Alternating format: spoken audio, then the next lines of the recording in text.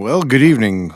It's episode number 34 of the 97 Octane Hockey Not Show. from Beesbrook. Yeah, Happy New Year to you, Mr. Bobby. Happy New Year, Dursa. Always a pleasure talking hockey with you, my friend. You know, the LA game, I had the pleasure of watching the second and the third with my Uncle Shane, who was up from Australia, from down under. Wow. Yeah, and he flew home just before puck drop of the Canucks game, and he arrived home today around 2 o'clock in the afternoon. It takes a long time to get to the bottom of the world, and yeah, it was January 2nd there today. Look at that, from the future. Yeah, he's in the future now. Yeah, what did you think? I mean, we talked about the potential of going and running the table on this California road trip, and the boys actually went ahead and did it. And I called it. I'm just gonna claim myself to be the new Oracle, even though I've been right on about 15% of the stuff I've been saying, but still, I'll take it. I did think though, I was confident in us against San Jose because despite what they all say, there's revenge on the brain. That was a big turning point in our season, losing to San Jose. LA, I was actually very confident in because, like, LA to me right now is a top 3 team in the NHL, but we had just beaten the number 1 team in my mind, the Rangers, right? And we played a very similar, just persistent style. Once we got past, LA had us pretty solid first with their 1-3-1 that we weren't breaking, and then all of a sudden, next 2 periods we just started hammering through it, and just simplifying some stuff to break through it, right? So the game that I was actually worried most on that 3-game stretch was the Anaheim game.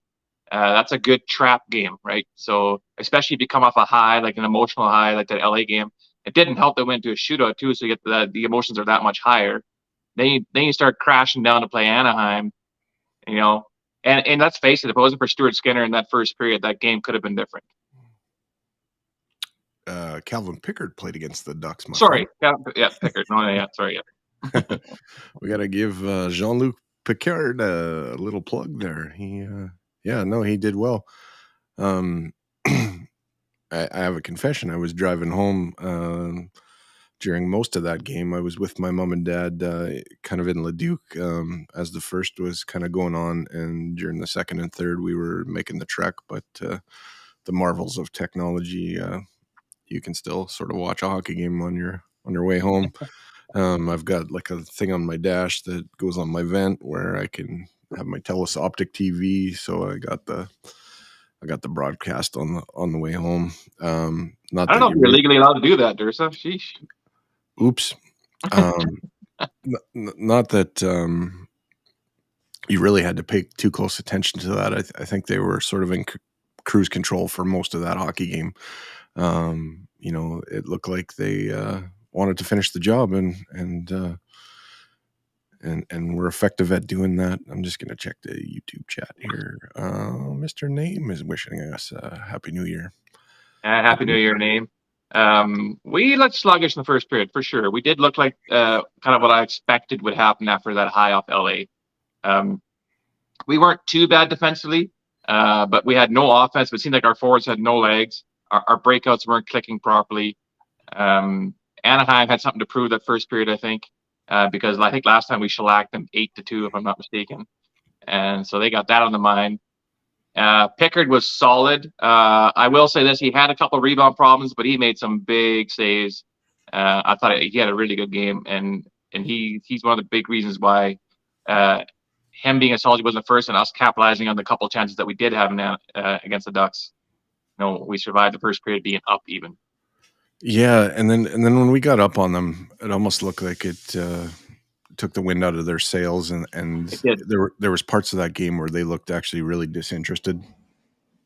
Well, they're a young team, and they're going to be an exciting team. Well, they already are an exciting team to watch, but they're right now pretty emotional as well, right? So as soon as they get behind the eight ball to a strong powerhouse like the Oilers, especially offensively, you could see it kind of sap their energy a bit. Like, crap. Well, I guess we'll wait for the next game, see what we can bounce back from. But they're going to be a fun team to watch in the years to come. They got some really lots of skill. They're still very young. They're going to have a big roller coaster up and down type of season here. Do you think there's some issues with Trevor Zegras, or he's a conflicted guy? He doesn't know if he's a skill guy or if he needs to be a little bit of an agitator. You know, The issue with the issue with Trevor Zegras is he's a kid. That's the issue with him. He's emotional, and now that he's comfortable in the league, like he's established himself a little bit. I think other teams are also aware of him. They have a better idea of how to play him. He's not catching anybody off guard, so he's not able to kind of do the stuff he was doing before. He has to fight through some stuff, and I think he's getting frustrated. And so you see some of that frustration coming through. Because I've actually watched a couple other Ducks games too, and you see that edge to him a little bit now, where he's getting a little bit pissy. But he's a kid. He'll settle down. He'll get it together. There's still lots of skill there. He's still a hell of a hockey player, but he's just got to work through the mental side of it. yeah, I guess like it's probably not fair to compare him to somebody like Connor that's been groomed kind of his whole life to Exactly. handle the pressure and the whole situation.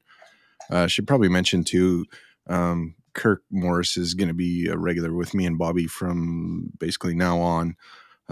But he's a little bit under the weather, so couldn't make it tonight. That's the reason why Kirk isn't with us. So we wish him well and hope he Wow. gets to So feeling better. I think the stress of that first episode got to him probably. I mean, it's hard. It's hard he's trying on to keep pace with us, right? he's on stress leave right now.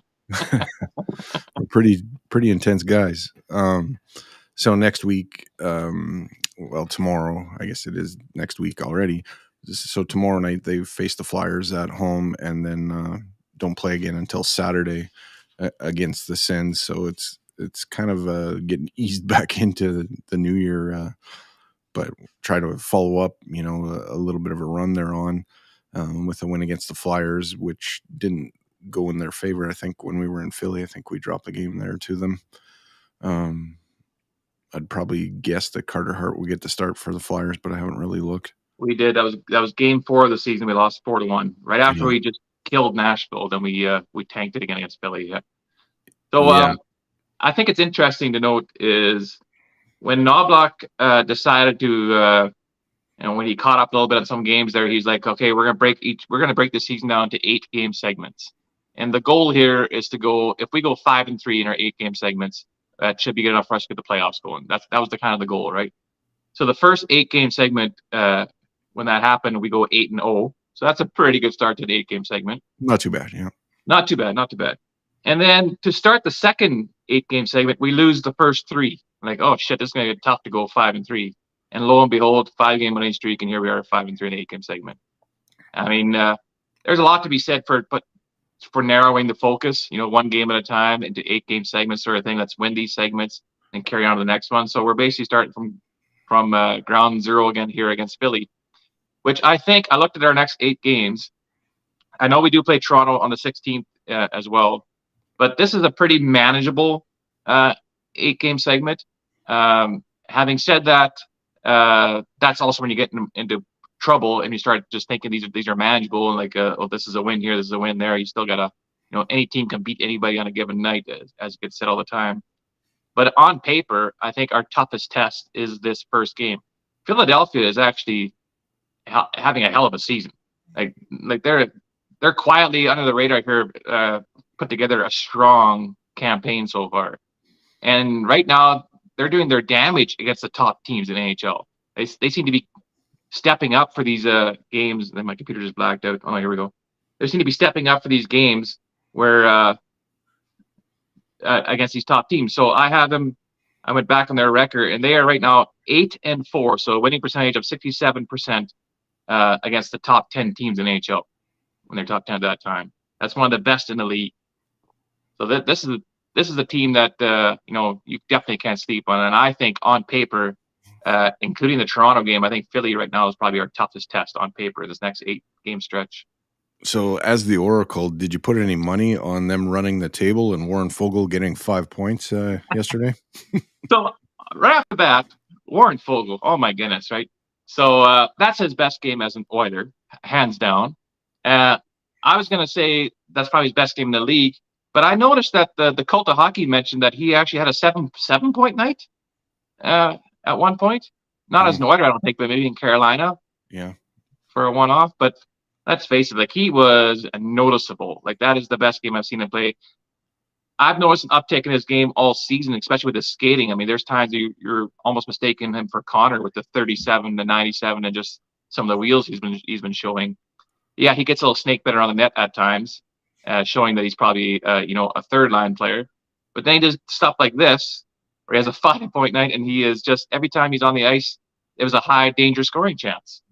And like it was just that line is so impressive to watch right now. Yeah, it's working. Like, and I don't see how you like. I know Evander Kane might not be happy where he's playing, but I don't see how you make a change right now. It's rolling. And then when you say that, and I agree, he probably isn't, but like he scores, right? So he scores a goal as well. I think that's so. 3 of our 4 lines are clicking really well. Like our 4th line is strong as well. Obviously, McDavid, and then the Draisaitl line has been like our best line here last couple nights. Our only line right now is that Ryan Kane, what's his face? Yes, thank you. Janmark line. Yeah. Yeah. And the thing is, I think they're asking Kane to carry that line.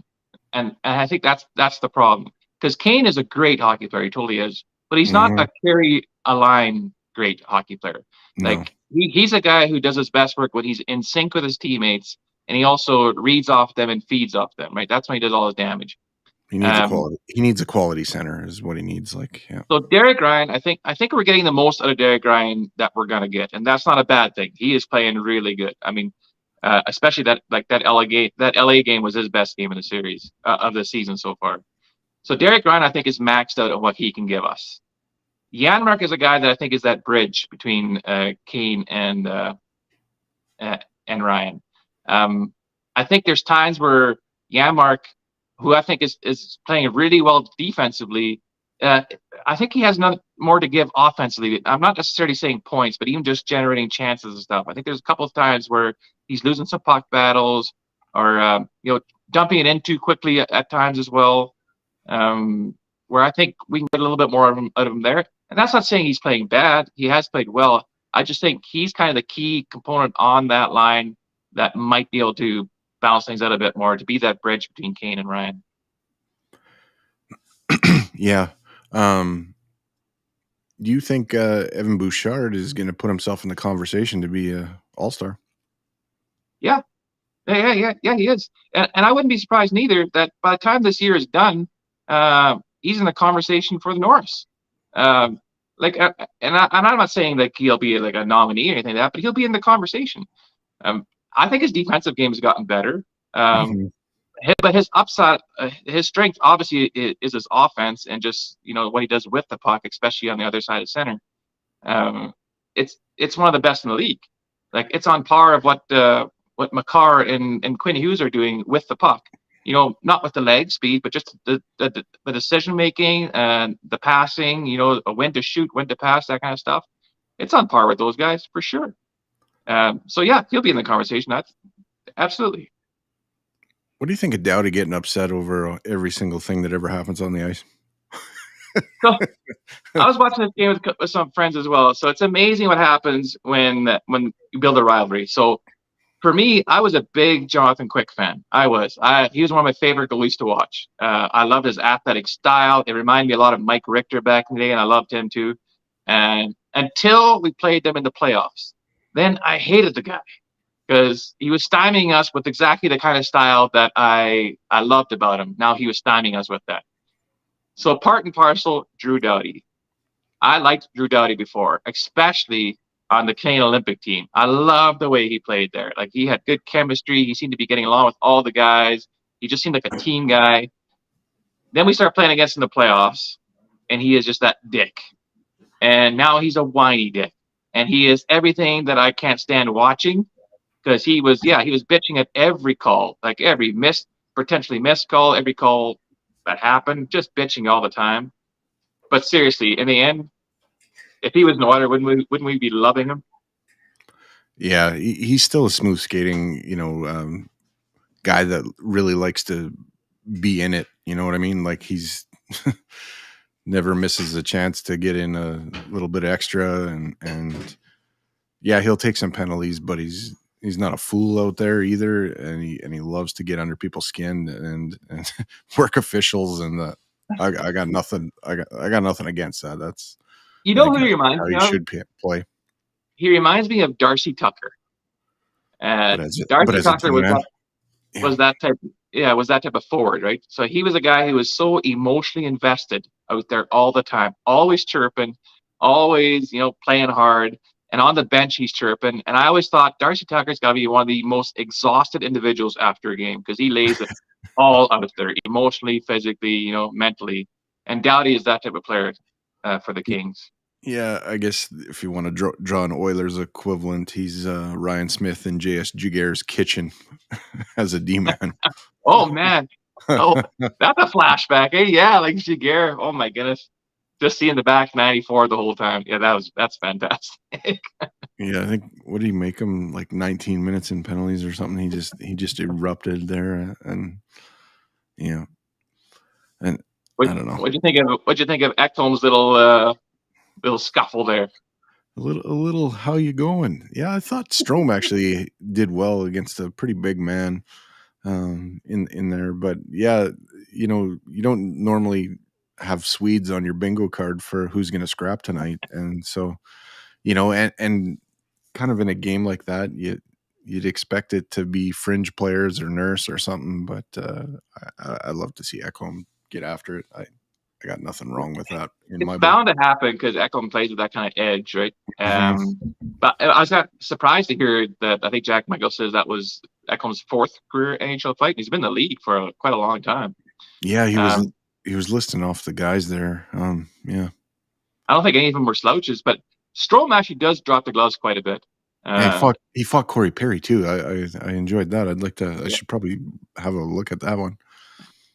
So yeah, like he's a middleweight, but he actually drops the gloves quite a bit. So he did good. In fact, he was winning the fight until Ekholm switched hands and then got laid a couple of big ones on towards the end. But there for a while, Ekholm's like, "Oh man, like quit turning your back on the guy. Like you're getting pummeled here." So, Yeah, but I liked it. I like the emotion. I think it was good for the Oilers to have that emotion in that game because, in all honesty, the game itself was becoming a sleeper.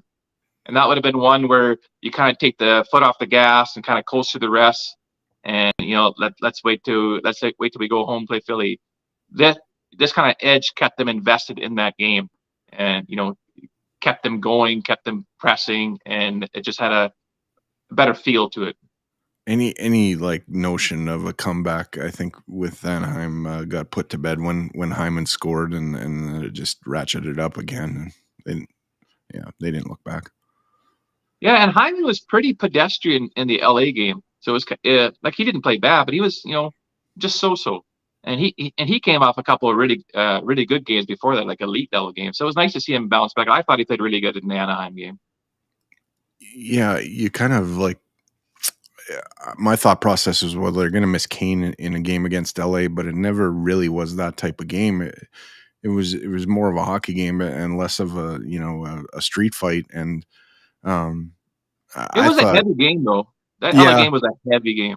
yeah. I mean, there was some stuff going on for sure, but it wasn't really that whole street fight. But it was a good hockey game. Mhm. Um, but it was like watching the playoffs again. I mean, LA's system structure does not waver one bit. Like they don't deviate from that trap or anything, right? It's But why kind would of you? Like when you're getting that kind of success, like I said, I think right now they're a top three team in the NHL. Why would you change it? And they had the Oilers stymied there in that first period.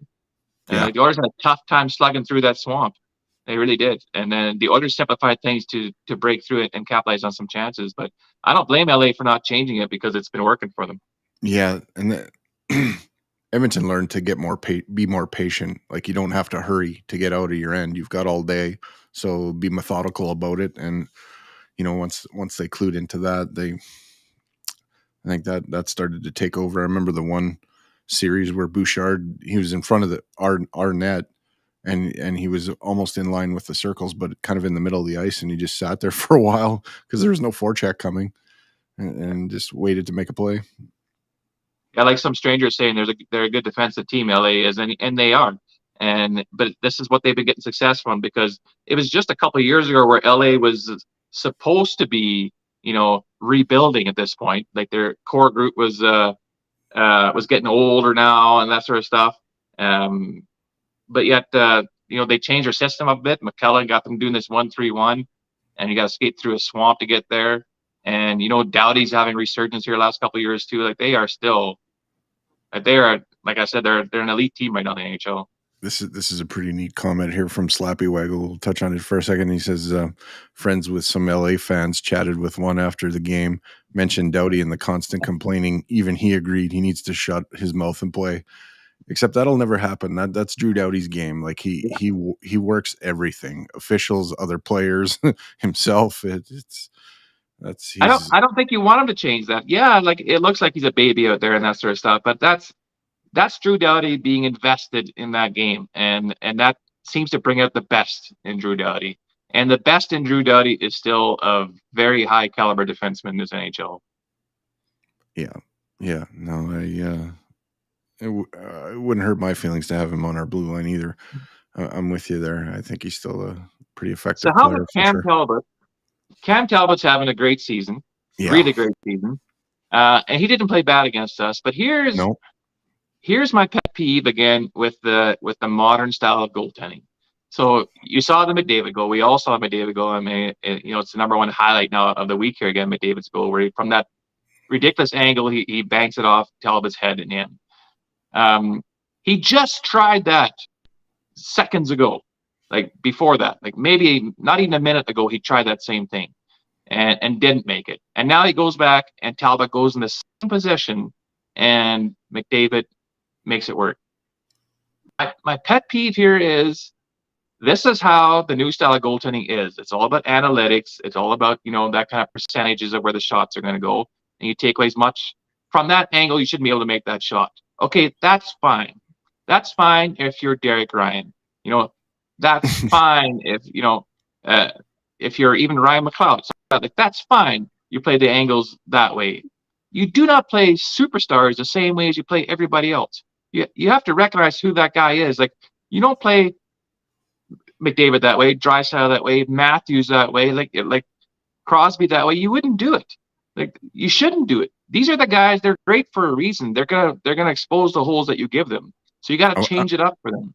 I'm glad you brought this up because I want to drill down on what you're saying a little bit more. And my thought process is, what benefit do you gain being in the butterfly there when the puck's at an impossible angle versus being, standing up, hugging your post, and having your shoulder up against and totally shutting off that side? Like, what Well, do you actually gain by being in okay. your butterfly there? The theory there is that most players from that number one aren't gonna be able to snipe that up there. So if you go down and you're supposed to be shoulders high, though try and cover as much top as that as well. If you go down, you're covering every hole down at the bottom. Hmm. And most players here are either going to try and go 5-hole or they're playing for a rebound or they're shoveling up in front, and you're hoping it goes off a skate or a stick and in. So if you're covering as much bottom surface as possible, that limits those chances, right? That's I, fine. yeah, But you don't do that against guys that can snipe up here. Like yeah, you don't I do it. still I still don't understand the theology. Like, to me, if you're hugging that post and you've taken away everything on that line, then they have to come, to get more ice, and they have to move. So then you adjust. From there, that's all they have is that little spot, and you're giving it to them. You're saying, okay, hit this. Well, Yeah. there's guys in the NHL that can hit it. So Yeah. I think that, The elite can hit that, it, but there's more guys. There's more yeah, guys from that angle that will try and shoot 5-hole. So if you're standing, you automatically start getting a 5 a little bit because you I can't think just have your pads together from that angle because then I you're think exposing that quick shot to the far side. yeah, yeah, I think when it comes to the Oilers, there's 3 guys that can hit it on a regular basis that are forwards anyway. Well, McDavid and Draisaitl. Well, who's the third guy you think? Nuge. Yeah, yeah. But I was like, I don't put Nuge in that elite level, right, sort of thing. Like he's got for him to I make do. that shot. He actually takes more of a wind up with his wrist shot than that Yeah, little shit chip shot that these boys can do. But yeah, he no, could I hit it. he You could argue that every player in the NHL could hit it eventually Oh, because yeah. they're I skilled think enough. those 3 can hit it on a high percentage, and you better Mhm. adjust the way you play. Otherwise, you're gonna get burnt like you Yeah, have been. but that's why I don't understand. Like even like a guy like Zegers, like he gets away with that lacrosse goal because the goalie are down on that in that position to try wraparounds. Ideally, you know they usually come down low, right? But he scoops it up and fires in the top corner. You're down that position already. I've never understood why a goalie is down when the puck is behind the net. That one always gets to me. And maybe when you come across, sometimes you go down because you're faster to come across. But again, you have to recognize who the player is that has the puck.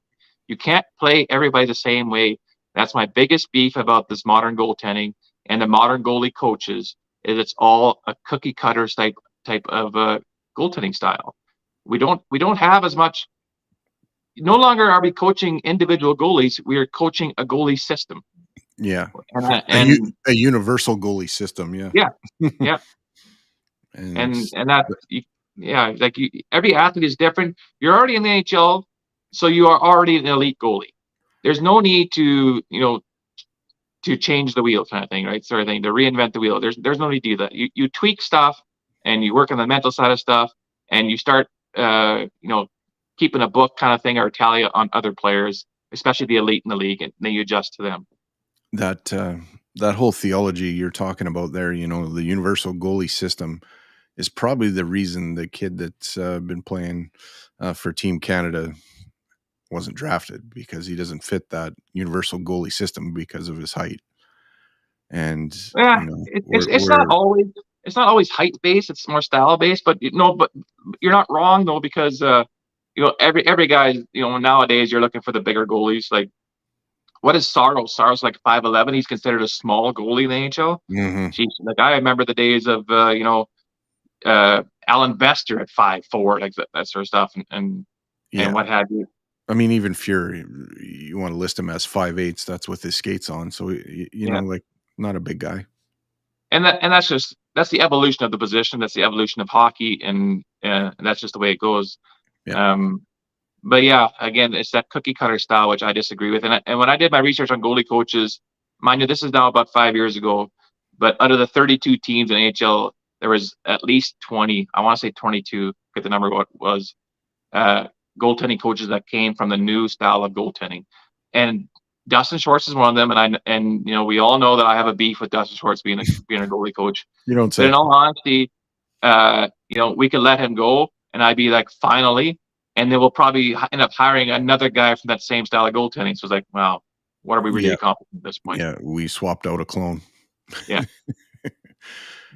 And this universal goalie style that we're talking about too, I think they want guys that can be down in full butterfly and still um, catch a shot that's going top corner glove hand. Like, that's how big they want them to be, um, without having to get up. So, In a perfect world. But mhm. like there's a reason why the elite goalies we have are elite because they adapt their styles, and a lot of these guys too, they won't be they won't be micromanaged. Like, um, you got a guy like Vasilevsky who's been doing this now for years, has been at the top of the game for years. Like, there's nothing you can say to him to say, "Hey, I want you to start doing this all the time." What? No. Like, this is more so for all those guys that are, you know, 4 to 5 years in the league and under, that are still, trying to establish to be one of those elite goalies, where these kind of goalie coaches still have that kind of influence where they go, okay, well, if you want to be this elite, you got to play this style, and they'll try it and see what happens. But I've never seen the game at a point where so many goalies play the same style. Now, I remember when Patrick Waugh, and well, it wasn't Patrick Waugh so much, but like the goalie coach, Allaire, uh, you know, introduced the butterfly to Patrick Waugh, and of course, Patrick Waugh being the goalie that he was, that's everybody associates him with bringing in the butterfly. You got to give credit where credit is due, and that was his goalie coach, Allaire, who introduced that to Patrick. But because of the success Patrick was having, uh, every goalie started playing the butterfly. Every Mm. every goalie, and to some degree, there's a brief span in the '90s where that was the only style that was being played, and you kind of had a similar effect going where, okay, every goalie is not a butterfly goalie, and so there's always been that kind of moments in the game, but I've never seen it to the extent that there is in today's game, where besides maybe your top 10 AHL goalies, the rest are all playing the same style. Um, Whether it suits their game or not, they're playing the same style because they're getting told to do it because analytics show that's where the puck goes in this certain situation. you were on the highway today, so I don't know if you caught any of it, but did you see any of the women's game? I did not, but I am pumped for it. I really am. I'm going to watch tomorrow's game, the Montreal game, but I didn't watch today's game. No. Well, today's game, it felt a little bit like a preseason game. Like Okay. passes weren't quite in sync and a little bit disorganized. And if I was coaching, I would get them spread out a little bit more. It looked like a little bit of a minor hockey game where there's the puck and then there's everybody around the puck, Oh, and gotcha. and and a little of that. But as that game went on, like at first, I think girls were happy. They were making history. It was, everybody was excited to just just be a part of a women's professional game. But as that thing went on, and I watched the first period, and then I left, and then I came back. But when I came back, I mean, it was like you were throwing Edmonton against Calgary with Talbot in the middle of Mike Smith. I mean, the hate level just ratcheted way up, and the physicality was there. Um, Supposedly can't quite body check, but there was a lot of contact. And yeah, so the Toronto team kind of got worked. I think it was 4 or 5-0, but Mhm. yeah, I think it's going to be all right. I Yeah. like the rinks that they're using because it seems to fit. Like it's a little bit. You've been in the Crystal Center here in Grand Prairie. It's about twice the size of that. So maybe like the Centrium and Red Deer kind of size facilities that they're playing in. But good crowd, and yeah, it's not a bad product. I enjoyed kind of watching it, and I think it's only going to get better as they go on. So, and it's nice to see that there's something out there for them, and There it is. Yeah. hopefully that can grow. Um, and the timing today, I thought was a little bit curious, but then looking around, there, World Juniors, I think, was on pause today, and so it worked out good for Well, them. you, And you you had the outdoor game. That was the only other really hockey action going on today, yeah, yeah, but besides I the think women's game. I think it was pretty much over before that started, so it didn't really compete with it. Um, and I like the accessibility. Like there's reporters behind the bench talking to coaches and players and stuff like that. So yeah, yeah, I wish them the best, and I hope it kind of flourishes and you get to see some exciting hockey, and it only grows and builds. I agree. I think it's due. I mean, they've tried some smaller versions of this down the line, but now you have these big powers that be to come together, and it seems to be like a joint unison kind of thing where they're all focused on this league, and so already that's promising. I was very excited to hear they were going to do it because there are so many good women hockey players from all over the world right now that the game has grown. on that level, that they need that kind of outlet where it's just not international matches, right? Uh, like it's nice. You're going to build that rivalry, like you said. That's great to hear. There was some hatred going on in the game because you're going to need that rivalry intensity thing to help grow the game even. Because I saw Terry Jones tweeted there even something like, "Yeah, I mean he was happy for the girls to have this game, but he didn't feel invested yet because it's not like nation against nation, right?" Yeah. And that's gonna that's gonna come with time because we're just learning these teams.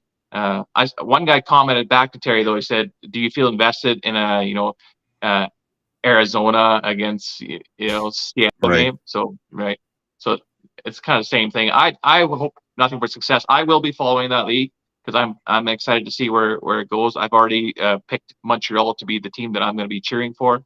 Looking at their lineup, I'm like, this is the team that I'm going to pick to root That for. that's So. interesting you bring that up because I'm watching, Toronto against New York, and I start thinking, so does Toronto already have people that hate them because of the Leafs? Do they start on behind the eight ball right off the bat? Is that how this is going to go? I was kind of thinking that right off the bat, but I'm watching Sarah Nurse and um, Spooner and their captain Turnbull, and it's like this is partial Team Canada women's hockey here. So There's a lot of them out there. There's a lot from the American side, and there's a lot from overseas as well. Like so, it truly is, the NHL version of the women's game right now because you have all these international players going, and you're all playing together. And then when the time comes to tournaments, you go represent your country, right? So yeah, like this can only help grow the game.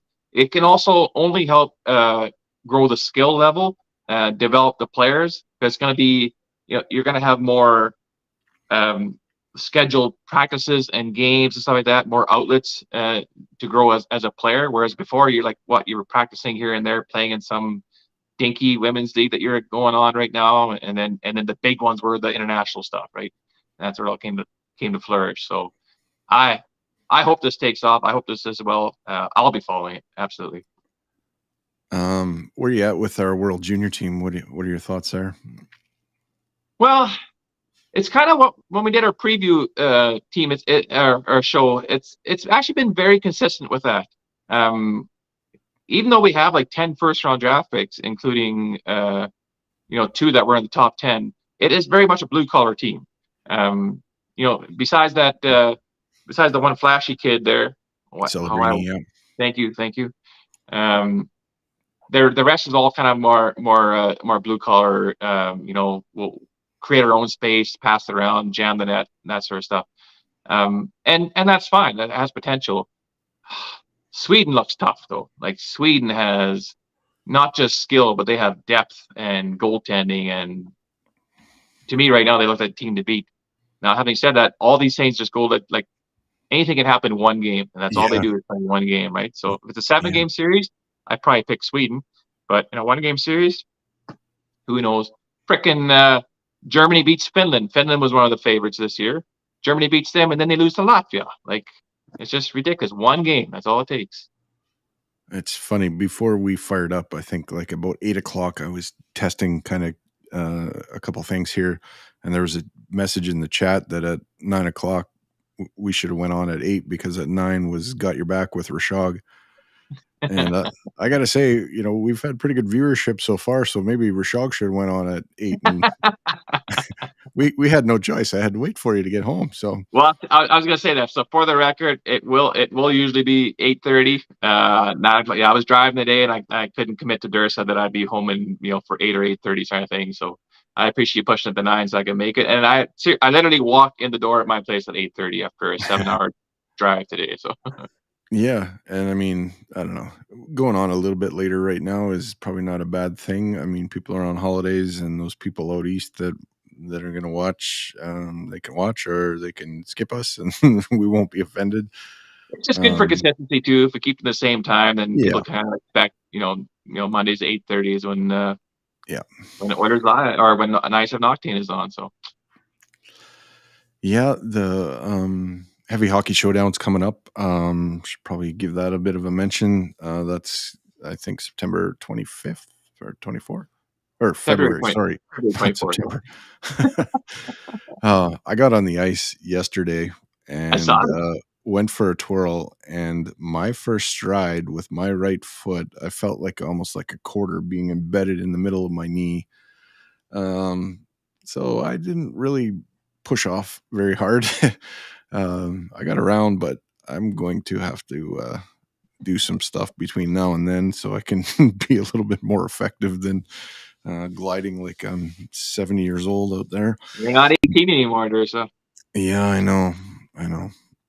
A535 and Advil, yeah, extra strength will be probably That's okay, buddy. in my belly. If you need me to carry the team again this year, I can do it again. That's fine. Well, I have to live up to last year where I got an assist on the first shift. I mean, Glenn Ooh. Hamilton, I think, did most of the work there, but right out of the gate, I think the puck went into our end, and then we collected it and went the other way, and yeah, It was a yeah, good time last year. Really looking forward to this year and for an absolutely great cause again, the Sexual Assault Center here in Edmonton. Um, so they were very appreciative of us, and I think we'll surpass the numbers we did last year. Um, and then just to go out there and have a good time and to meet everybody face to face. Like we talk all the time online, with the whole network and even just regular Oiler fans that tuning in and that sort of stuff. It's always good to get face to face contact and shake some hands and talk some hockey. yeah. It's filling up quite fast. If you still want to play, if you go onto Twitter under mine or Bob's or Oilers Live or basically anybody from Heavy Hockey, Yeah, we've probably tweeted out something that'll have kind of the registration link. But next week, if it isn't full by then, I'll get a QR code that I can put on here, and people can scan it and get registered. It's a lot of fun. I think it's just over $100 to register to play, and kind of the thing that we're trying to do is get people to raise at least $300 for SACE as part of it as well. And then, we play this game, and I believe that this year it's going to be against the Edmonton Sports Talk yeah, I guys, saw that. which I don't know for sure who's all playing, but I would assume it's probably Dustin Nielsen, Tom Gazzola. Good chance Walking Gage will be part of their crew. Um, it, it wouldn't surprise me if Strudwick joined them too. I don't know that for sure, but I could definitely see that happening. And yeah, and then they'll probably get some of the 6 o'clockers as part of their team too. I don't exactly know how we do it this year like we used to. Oilers Live, like Michael Hebert and myself would have a draft, and Yeah, I think I've I always got got the picked second first. last. I got I, picked I, second last last year. I Wow. think I think I've always got the first overall pick somehow, and yeah, and yeah, it doesn't always work in my favor though. Did Yeah, last year. yeah, it did last year. We got the trophy downstairs, so I'll have to remember to bring that for sure. And I think the Monday before that, probably have to have another beer out of that thing before I bring it back. But Ah, nice, I like it. oh, so we're That'll be fun. Yeah, I haven't posted. I have posted the invite out, but to do that raising for $300, or I haven't yeah, set that up yet for myself. yeah. So that definitely I be get a goal of mine. I got to get on that tomorrow too. Yeah, yeah. And then we're going to the Oiler game too, eh? Oilers and Flames that weekend. Yes, the Oilers and Flames the Saturday before, so little Battle of Alberta. Hopefully by that time we're leapfrog them in the standings and in a better spot. I mean, we're starting to come around and playing pretty good hockey. I like our chances of not only getting into a wild card position, but maybe taking out one of the big three. Either Vancouver or Vegas. Um, We have we Vegas is still have kind of games. I think we still have like at least a game in hand, and most of the people on top of us, if not two to three on the majority of them. yeah. Uh, that goes in our favor. But I saw even today, like Puckpedia came out with their Stanley Cup tracking sort of thing, and right now the Oilers were sitting like seventh overall in as a Stanley Cup favorite, and we're not even officially in a playoff position yet. Yeah, it's interesting. Um, Just the way it's Vegas trending. Vegas kind of got beat around in that outdoor game today, Did they? I have like which does not hurt my feelings at all. no. No, I can't remember who was saying it, but they were thinking that the Oilers could leapfrog them or Vancouver, but they don't think they'll catch LA. I think it's Vancouver that has those three teams that has the biggest chance of dropping. I do think like obviously Quinn Hughes is right now playing on par with Cale Makar pretty much. Maybe that's who Quinn Hughes is now. I mean, he's had that potential for a while. I do think Thatcher Demko is probably the best goalie in the world at the moment. But for a guy like Brock Besser is, he's playing out of his mind. He's having a Yeah, career year already, and the season's like a quarter of the way through. Can he sustain that? Can their depth sustain that? They do have a lot of potential areas that they where they can drop off. So I think the Canucks are that one team that if they start faltering a bit, they could do a drastic drop. I think they'll be a playoff team, but not necessarily be a top three team. That's the one team that I think the Oilers could leapfrog yet to get into out of a wild card spot and into one of the top three spots. I think too. Before we close, the last time I think you were preaching some patience with Rodrigue, and Kirk was wanting to get him up here for this California trip. Um, I think they are going to just keep with the status quo here for a little bit. Uh, from what I was getting last night, from I think I was listening to Reed and Rob on the way home after the game kind of ended. Um, it kind of would send a message to Calvin Pickard. I mean, he's been doing what you've asked of him. Um, you know, so why bring up Rodrigue right now? I don't think they do that. I think they keep doing what they're doing, and they might give them a look before the deadline just to know where they're at. Like, I don't see a goalie trade actually happening until the trade deadline. Well, here's the thing: Pickard's play has quieted that talk a bit because Pickard's played well, right? So this is now 6 appearances for him, I think, and and 5 of them have been really good to great. Like he shit the bed in the Florida game and we lost 5-1. Like that was a bad one. But other than that, he's been more than solid. So I think that's quieted down the talk. I do still think we need an upgrade in goaltending because I'm not totally 100% confident that Pickard can sustain this. He is a career backup / minor league goalie. And so now all of a sudden, do we expect him to start carrying, regular backup duty load? Not sure. Maybe he can. Not sure. But right now, Skinner is playing, some of the best hockey he's played all season, if not career-wise. Pickard's been steady back up when we needed him to be. Rodrigue is having a hell of a stretch right now in Bakersfield. Really pushing the envelope, going, turning a lot of heads.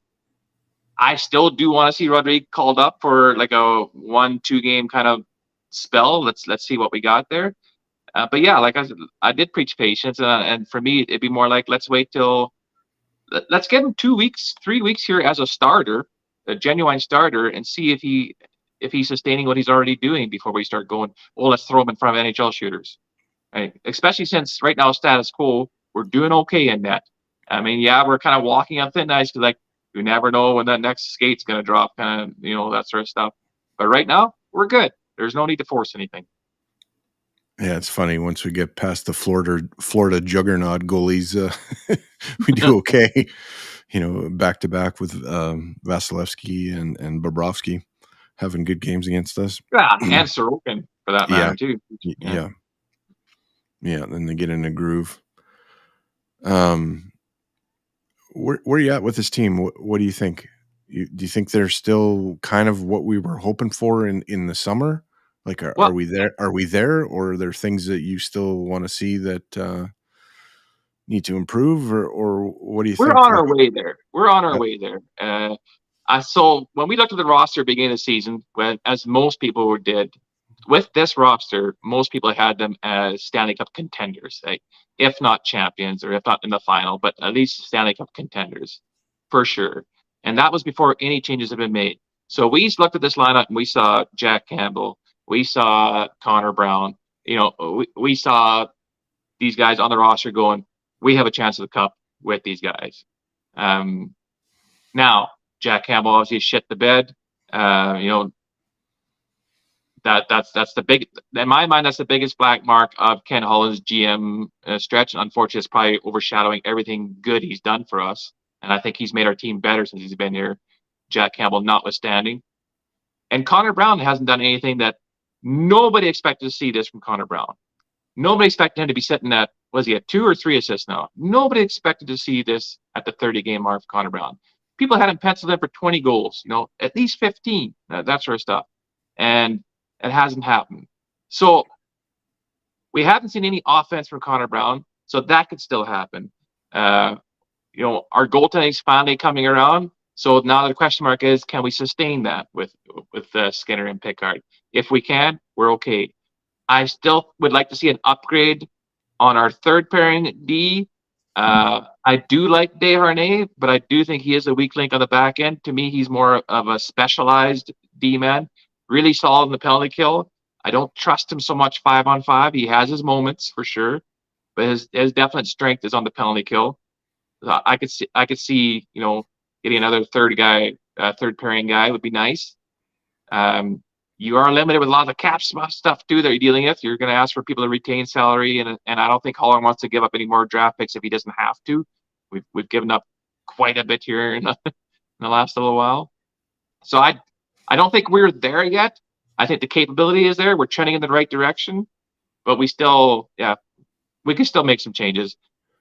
What you touched on before about the trade deadline, I think that's what we're kind of waiting on. I don't think we'll see much happening before the trade deadline because I think we have a team right now good enough to make the playoffs. But for us to do damage in the playoffs, you're going to see us make a couple moves. It would be interesting to have that full $5 million that you're spending on Jack Campbell to play in Bakersfield to spend on anything else. It is what it is. So yep. That's the bed that was made. But you know what I mean? You know what I mean? If you could shut that off and allocate that money to something else, I mean, whether that's a defenseman, another forward, that would help. And then next year, the cap goes up next year, but we'll still be carrying Campbell's contract. The incentive that Brown, hit, that's going to go going against next year's cap. So and then we got to talk about Leon's contract. So we'll be tight against the cap right off the bat again, just to begin next year. Yeah. Well, luckily Leon's under contract for one more year after this, but then it gets a little bit more complicated, and I'm glad that's not my job to worry about all those numbers. It probably won't be Ken Holland's job either. I doubt we'll see him back. This is his last year. I doubt we'll see him back. I do reiterate that I've said this before. I don't think Ken Holland's just sitting there collecting his paycheck as people are getting pissed off because Ken Holland's not making any deals, especially with the goalies. We need a goalie. Ken, go get us a goalie. It's not that easy. I guarantee you he's been looking at goalies. He's been looking at every position. A GM's job is to improve every aspect of his team, forward, defense, and goaltending. Of course, you're going to focus on stuff that you're struggling in. So for goaltending for a while, I'm sure he was on the phone all the time. Ken Holland is a winner. He's won Stanley Cups. Winners are addicted to winning. Ken Holland is as motivated as anybody on the Oilers to win a Stanley Cup. Don't you think he would love to end his career as a winner, winning another Stanley Cup? The one thing I think about often that I don't think most armchair GMs do is, they see the player they want to get, but they don't see the cost of what it's going to take to get that. And so I think the job of a good GM is to always evaluate, is it worth the cost, for the get? And if it isn't, then you don't do it. And that's, I think, why nothing has happened yet. I think the cost of acquiring basically anything to solve that problem was more than they were willing to pay, and much more than what they were willing to pay. You're bang on. You're bang on. Absolutely. So I don't think there was much even negotiating going on for any of that. I mean, they're looking into people. Yeah, okay. But where does it go? People? Yeah. Where does it go from there? Yeah. And if what you're going to bring back wasn't going to be better than Stuart Skinner, wasn't going to be really any better than Calvin Pickard or Olivier Rodrigue, then don't do it. Not for the asking price, right? And the thing is, every team in the NHL knows that our goaltending is a question mark. So our asking price, like the asking price they'll ask the Oilers, is going to be different than what they'll ask from another team. Like, so if you see a trade where these guys picked up this goalie for a second round draft pick, yeah, well, I Mhm. guarantee you that the asking price for the Oilers is going to be more than a second round draft pick because they can get away with it because they know how desperate the Oilers were at that point. It's not going to be the same price every team Yeah. paid for that position. I think other teams know too just how talented the Edmonton Oilers were, and they don't really wanna do a lot to help the cause No, and create something that, isn't theirs. They don't wanna help us win. no, Um, yeah, you're right. yeah. And yeah, I agree with you. The internet GMs don't know that because they just too busy going around. I can't believe Ken Holland hasn't made a deal. Yeah. A deal right now to get somebody even of Stuart Skinner's caliber, what we'd have to give up would hurt us in other areas of our team, and we wouldn't be making much progress It's like for it's like it's betterment. like my it's like my dad saying, "Well, if the Oilers wanna get anybody, they gotta trade Zach Hyman." I'm like, Yeah, "Yeah, okay, let's just create a Grand Canyon problem for us to fix another area." Yeah. yeah, Yeah, yeah. let's do that Okay, one. great. Okay, great. We got a goalie. Now we just lost 30 goals. Yeah, and our forecheck, and our pushback, that's a big part of our game. He's been such a revelation here. You watched him in Toronto and you knew he was a good player, but he's been, twice the player he was in Toronto. Um, he's unbelievable. He's having just a wonderful season, and I'll keep going back to that tweet from that guy from Toronto, like I have all a the time, I all have a the good time. friend in GP actually who's a big Maple Leafs fan because he's originally from the Rock area, right, sort of thing. Yeah, And he said when he heard that the others picked up Hyman, like he called me and he said, yeah, like, and I knew who Hyman was because number one, Hockey Night in Canada shows Maple Leafs game every weekend, so I knew he was a hard worker and could score some 20 goals or so here and there, had that upside. But he's like, you're gonna fall in love with Zach Hyman because night in, night out, he's the hardest working guy out there, and you guys are lucky to get him. And I was happy that we got him, but I wasn't like sold on what a huge asset he would be, right? Or anything. yeah, And you're bang on. And so, and he said he has said the same thing that you just said. Now he's like, Hyman's actually playing better than he anticipated Hyman would play as an Oiler, and he has been a revelation because he upped his game tenfold what he did in Toronto, and he was good in Toronto. Like the Maple Leaf fans miss him, and what he's doing here in the blue and orange is just, yeah, that's next level. yeah. No, thrilled that he's an Edmonton Oiler. It's kind of like shades of Ryan Smith with a better shot. That's not a bad comparison. Yeah. Yeah, yeah. Um, I think we've done all we can tonight, my man. You know what? It doesn't even matter. There's two of us or there's four of us. For me, the time always just seems to fly. Yeah. Any big resolutions? Uh yes. I made a resolution not to make a resolution this year. I just fucked it up. Geez. That lasted Oh, all of the day. that's probably some of your best material I think you've ever come up with there. That was not bad. I think the only one I really have is after some things this weekend went on, I want to be more present in people, family, and friends' life, and yeah, live more in the moment. I think that's mine.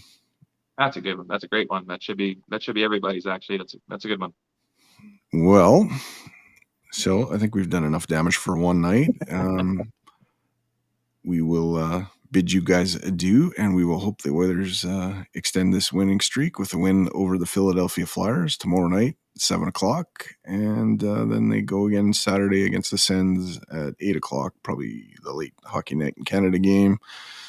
And we'll be back next Monday to talk about it, and then they go to Chicago, go on a little roadie. Good night, everybody. And once again, keep your sticks on the ice. Keep reaching for the stars. Go Oilers, go. And here's your favorite cool down music.